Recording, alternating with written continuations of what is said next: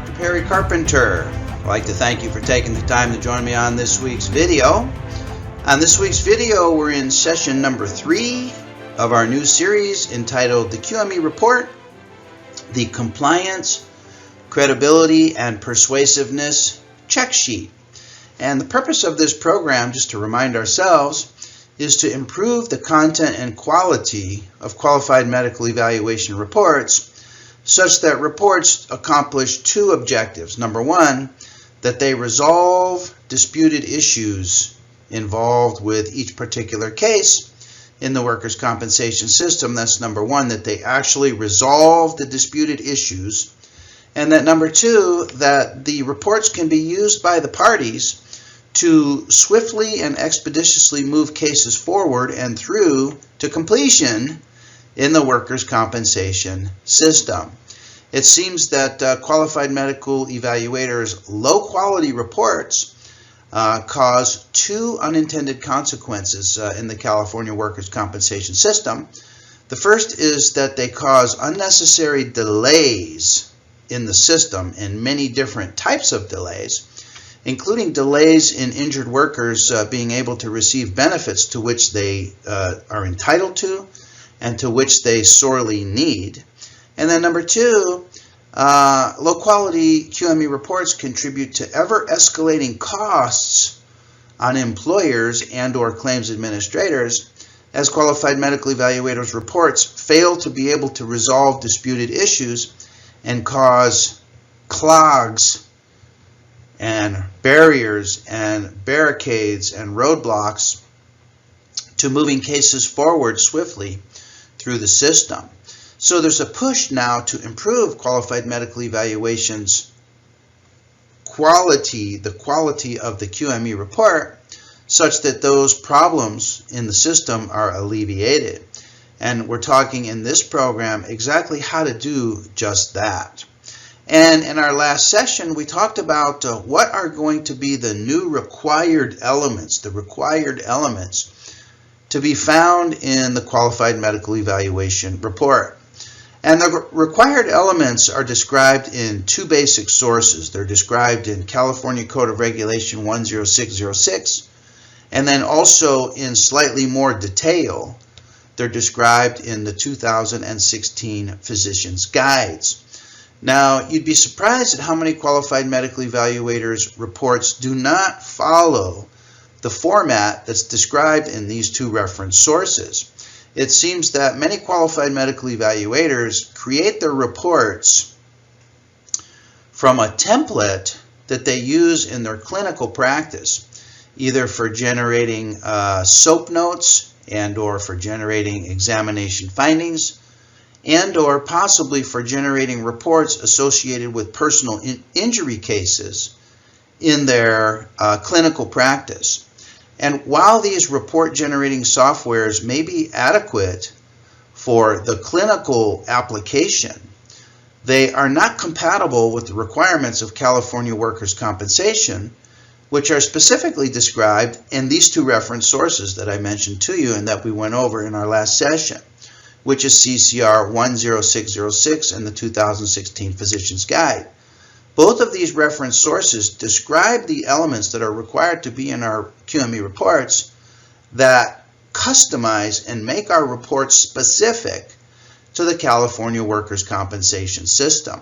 So that's element number 1 that's going to be required, newly required, of our QME reports going forward. In addition to that, and what I want to talk to you about today, has to do with the additional requirements that are imposed upon our reports by the 5th edition AMA guides to the evaluation of permanent impairment. So it seems in California workers' compensation, we have a marriage of 2 distinct requirements. We have the requirements of the California workers' compensation system, and we have the requirements of the AMA Guides 5th edition that have to be integrated and married together into the same report to create a report that can work in the California workers' compensation system. So I want to talk to you today to build upon our last session want to talk to you today about the required elements that are going to be installed into your reports moving forward that will create substantial medical evidence for your reports as relates to your permanent impairment aspect of your evaluation. So the AMA Guides 5th edition is all about the evaluation of permanent impairments, and the AMA Guides has specific requirements for creating permanent impairment reports. And so we're going to take those requirements from the AMA Guides specific to permanent impairments and install them into our report that is specific for California workers' compensation and create a hybrid type of format that incorporates the best elements from the 2016 Physician's Guide and the AMA Guides 5th edition to create reports that can be used by the players and the parties in the California workers' compensation to accomplish their objectives, which is to quickly, efficiently, and cost-effectively move cases through the system to create room for the ever increasing flow of new cases coming into the system. So in today's session, let's talk about the AMA Guides 5th edition and the requirements that are described in that textbook for reporting on permanent impairments in our QME reports. Okay, so let's go to the AMA Guides and see what the AMA Guides requires, at least in terms of preparing permanent impairment reports. So this is from page 21 of the AMA Guides. Section 2.6 says a clear, accurate, and complete report is essential to support a rating of permanent impairment. And you'd be surprised how many doctors' reports that I review are not clear. They're not accurate, they're not complete, they're not internally consistent. We're going to talk about all of those elements here as we go. The following elements in bold type should be included in all impairment evaluation reports. Other elements listed in italics are commonly found within an IME report or may be requested for inclusion in an impairment evaluation. And we're going to talk about how to integrate the elements that are commonly found in a QME report with the elements that are required for the permanent impairment report. Okay, and so the AMA Guides, and this is on pages 21 through 23, I believe it is, talks about a narrative history, work history, and you'll notice here in the AMA Guides, they put work history in italics, meaning that it's not required for an impairment evaluation report, but in California workers' compensation, work history is required. So this is important because it highlights some of the distinctions between what the AMA Guides were originally intended to address and how we've tried to stuff an apple into an orange or a round peg into a square hole by stuffing the permanent impairment report and the AMA Guides into the California workers' compensation system. And so let's go over each one of these elements that are described here in the AMA Guides.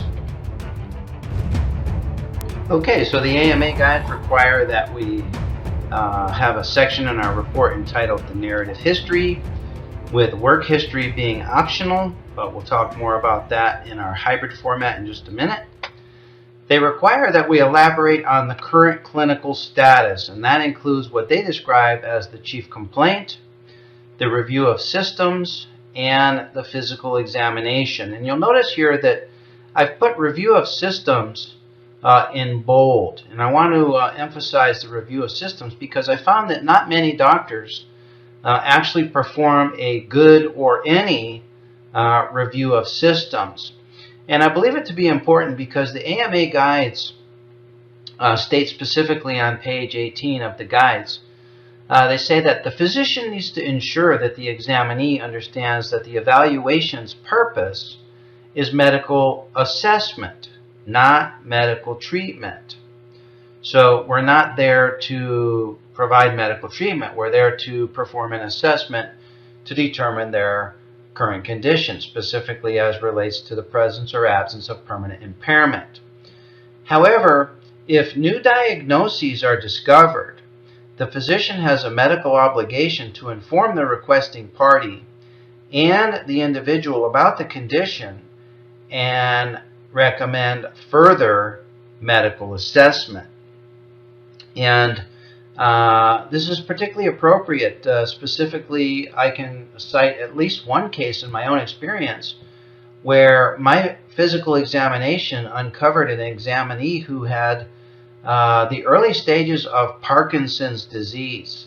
Now, the Parkinson's disease obviously was not caused by the industrial injury, but the individual simultaneously had the development and ongoing progression of Parkinson's disease. And I discovered it during physical examination. He thought that perhaps his symptoms were related to the industrial injury, but I attributed those symptoms to something different, to some different type of neurologic disorder, and it turned out to be Parkinson's disease. Well, we were able to get him an assessment, at least under the industrial injury, for these strange symptoms, which turned out to be non-industrial in nature. But we helped this individual to obtain proper medical treatment for a health condition that certainly was at least as important, if not more important to him than the industrial injury. So I want to encourage you to integrate and implement a good review of systems in your standard procedure. AMA guides require that we include a section entitled the Diagnostic Study Results. They require that we report on maximum medical improvement of the condition. And we're going to hybridize the concepts of permanent and stationary with maximum medical improvement in our hybrid format. They require that we have a section entitled the Diagnoses and the Permanent Impairments. And it's important that the diagnoses correlate with the permanent impairments. Many doctors put down diagnoses that have no connection or no relationship or no consistency with the permanent impairments that's described by the doctor. And this is a report writing inconsistency. The diagnoses and the impairments should be consistent. We're required to describe our impairment rating criteria. We're required to describe our impairment rating. And then we're required to calculate the permanent impairment rating and explain how and why we arrived at a particular permanent impairment rating. So like we did with the 2001 Physician's Guide, I want to ask you, how many of you doctors are using this format in its exact description? Probably not many of you, because we don't use this exact formatting here in the California Workers' Compensation System. But there are parts of this suggested report writing format that we can integrate into our hybrid QME template to include the important elements, specifically as relates to the permanent impairments. And I'll show you how just such a report will look in just a couple moments. So you'll notice here I have a table for you wherein we sort of compare the 2001 Physician's Guide with the AMA Guide's 5th edition. And you'll notice that the requirements of the AMA Guide's 5th edition is substantially less than what is required by the 2001 Physician's Guide. And we already alluded to the reason as to why, and that is because the AMA Guide's 5th edition is not intended to address workers' compensation issues. So you'll notice also that the Physician's Guide and the Guide's 5th edition have some components that are roughly the same and or similar. So for example, I have here highlighted in light blue Under the 2001 Physician's Guide, we have a section of our report entitled The History. Well, the AMA Guides describes that as the narrative history and or the work history. So we're going to sort of adopt the two formats and create a hybrid format. But what we're going to do is we're going to separate out the work history from the history of the current injury and or condition. You'll see here I have highlighted in red that the 2001 Physician's Guide talks about the history of present illness or injury. Well, that's roughly similar to what the AMA Guides describe as the current clinical status, wherein the chief complaint, the review of systems, and the physical examination is described. So we're going to sort of hybridize those headings as well, although of course we're going to separate out the physical examination from the chief complaints and the history of present injury or illness. In California workers' compensation, we talk about permanent and stationary, whereas the AMA Guides refers to maximum medical improvement, and those are separate and distinct types of issues, but they're closely related, and I'll show you how we hybridize and combined those two ideas into one section of our report. And then finally, whereas the 2001 Physician's Guide has a section where we describe the factors of disability, in the AMA Guides we're going to talk about the impairment rating for injuries after 1105. So let's go in now to our sort of hybrid format that includes all the elements required by both the 2001 Physician's Guide and also by the AMA Guides 5th edition. And we'll elaborate on each of these a little bit more as we go, and specifically when we get to our QME template where I show you how all of this gets formatted into a clear and cohesive report. We're going to elaborate extensively on number 1, the identifying information, number 2, the opening statement, number 3, the history, 4, the relevant medical history.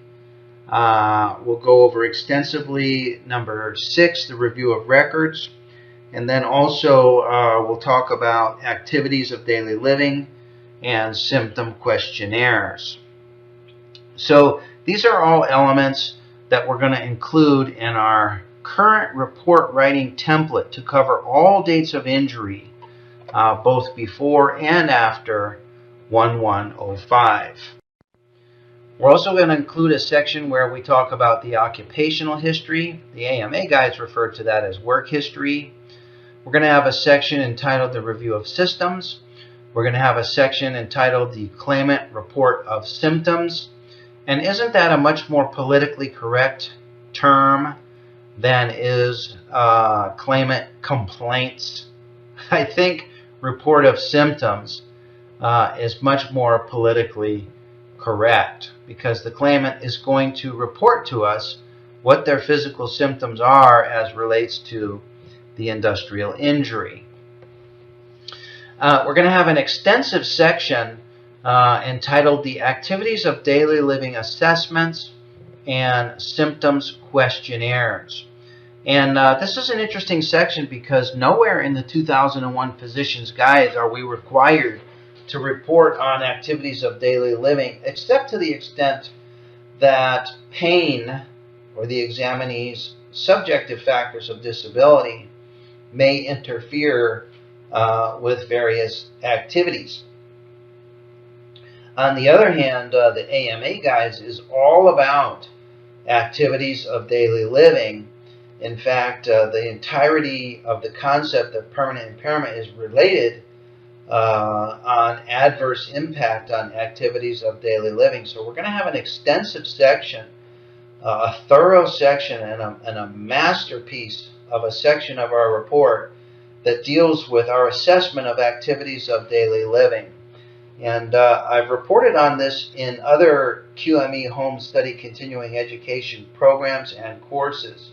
So if you have not heard this discussion now, you can find a complete course on activities of daily living on my website, which is www.ezqmeceu.com, or you can find videos on this procedure exactly as I teach it on YouTube. So you would simply go to YouTube and type in Perry Carpenter DC, and there's several videos there as to how to perform an activities of daily living assessment in the face-to-face evaluation with your examinee. We're going to also have a section in our report entitled the Physical Examination, of course. We're going to have a section wherein we report separately on the diagnostic studies. If any medical research is required, we'll have a separate section so that that stands out as a separate and distinct part of our report. We'll have a section on diagnosis of current condition. We'll have a couple of sections on causation depending upon the nature of the report. As you know, causation refers to both the AOE, COE, and that is whether or not the injury arose out of employment or occurred in the course of employment. So that refers to really the presence or absence of an industrial injury. In other words, an injury that's compensable. Well, we'll also have another causation section, and we'll talk about that in just a moment. We'll have a section wherein we describe the permanent and stationary / maximum medical improvement status. We're going to have a section of our report specifically devoted to the permanent impairment. And as I said earlier, for injuries prior to 1105, we will use the title Factors of Disability rather than the title Permanent Impairment for this section. We're going to have a section where we calculate the impairment rating and describe our methodology in arriving at the permanent impairment rating.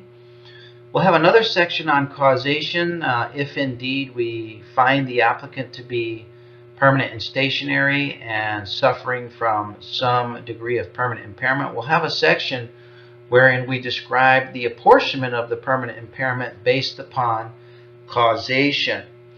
So in this circumstance, the causation related to AOE, COE would probably not be an issue because by this point in time, the industrial injury has already been admitted and has been accepted.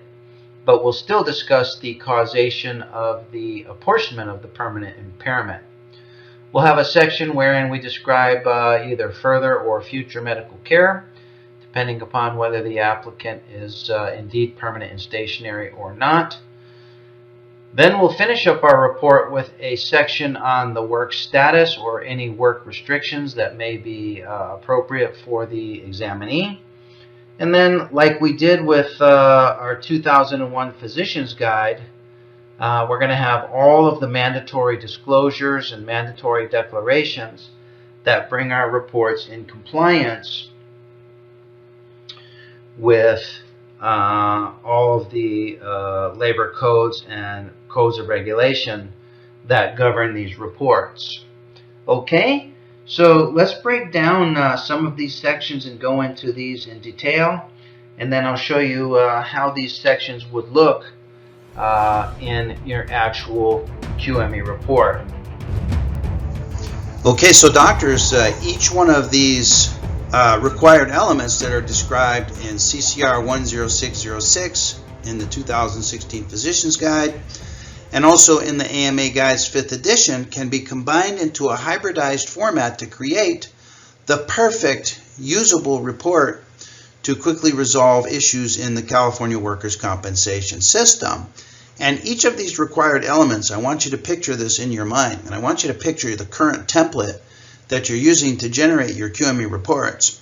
Each of these required elements is going to become a major topic heading within the body of your report. And in our next session, we'll talk about each of these major topic headings, and we're going to dissect each of these major topic headings and talk about how to develop each of these major topics.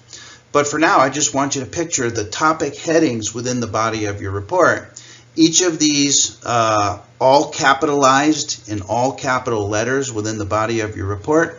each of these justified to the left side of the margin of your report, and each of these topic headings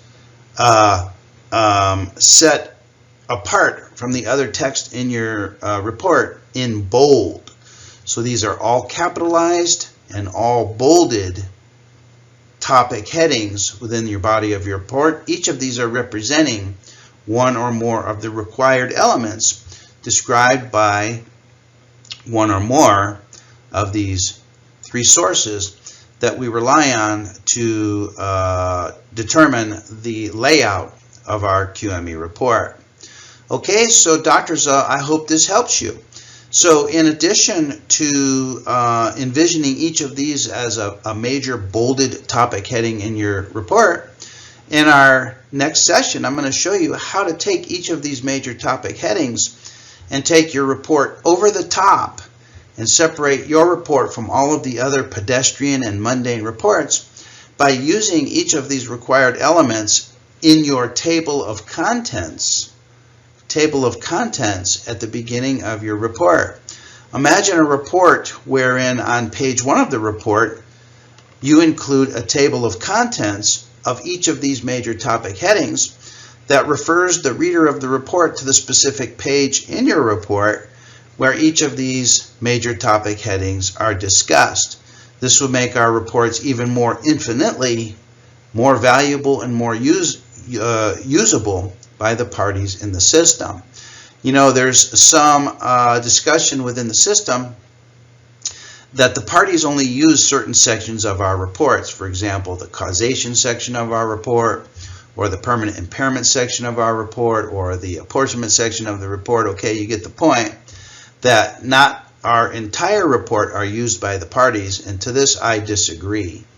I believe that the parties review every single aspect of our report and assess our report for internal consistency. But if it's true that the parties only use certain parts of our report, then the table of contents allows the parties to quickly be able to reference the page in our report wherein we discuss these vital sections, such as causation, such as permanent impairment, such as apportionment, such as future medical care, etc., and allow the parties to quickly go directly to that page and make our reports ever more useful to the parties. Okay, so in our next session, we're going to dissect each of these major topic headings, and I'm going to show you how to, within the body of your report, create credibility and persuasiveness in each of these sections of your report. In each of these sections of your report, convey to the reader certain beliefs about you as the qualified medical evaluator. So it's going to be important that within each of these major topic headings, you pay specific and fastidious attention to detail and meticulous to every single aspect of each of these major topic headings in your report. And in our next session, I'm going to show you exactly how to do that, how to create persuasive power, and how to create credibility in you as the qualified medical evaluator. So I want to thank you for taking the time to join me on today's discussion. I look forward to being with you on our next discussion, as well as we continue in our new series entitled The QME Report, The Compliance, Credibility, and Persuasiveness Checksheet. For now, this is Dr. Perry Carpenter, wishing you best of success in your career as a qualified medical evaluator.